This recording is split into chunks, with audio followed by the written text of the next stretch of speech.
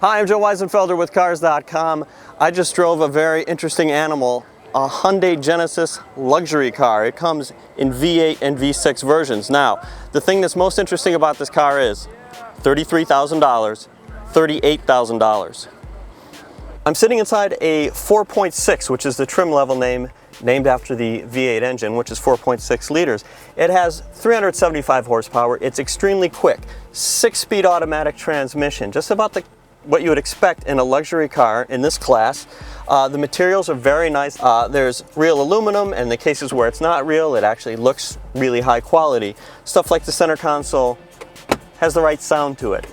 It's not just the look and feel, it's the sound. Inside you'll find a connector for an actual iPod brand iPod, and it's standard equipment. The other guys might make you pay more for this. And in addition to this connector, you can plug in a USB flash drive, a cheapo piece like that, full of hundreds of songs.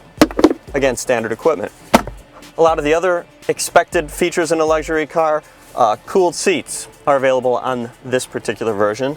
You've got a powered sunshade over the rear window, and also an optional navigation system, which is tied into the premium stereo by a company called Lexicon that's been doing this stuff for a long time in the home theater field.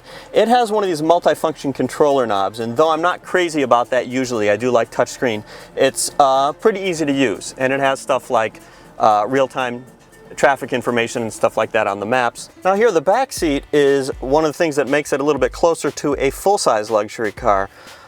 Even though it's priced to compete with the midsize. I've got lots and lots of leg room. The front seat here is all the way back. In terms of the width of the car, you could put 3 people back here pretty easily. Now, as you might expect, a large car has a large trunk, which is good. Unfortunately, the back seat does not fold flat. There is a pass-through in the center. Unfortunately, this is pretty common among large cars, though you can buy a large car with folding back seats. So here's the interesting part. I'm now in a Genesis 3.8, which stands for the 3.8 liter V6 engine. Now, it doesn't have quite as many standard features as the 4.6. It has a lot. It still has leather standard, even though it's not the same leather, it's not premium leather.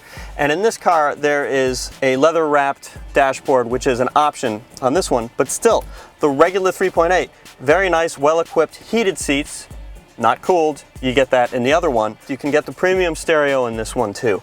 I'm having a hard time finding things that are wrong with it, really. This text here is not real elegant. It's kind of bright. I'm stretching, I'll be honest. Now, the V6 engine, in my opinion, is plenty powerful enough. Now, what do you think of this? 17 city, 25 highway. Does that seem pretty good? Well, that's actually the V8. This one is 1827.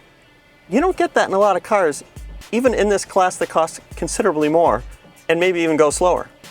Even though there's no Hyundai H on the grille here, this is still a Hyundai. The company thought about having a new brand to sell luxury cars, but there's more to a brand than just putting a name on a car. You've got to have a whole dealer network and all that stuff. It's not exactly an easy thing to do. I got to tell you, for what you get for the money here, I don't care if they call this thing an Oldsmobile, a Yugo, I'd still buy it.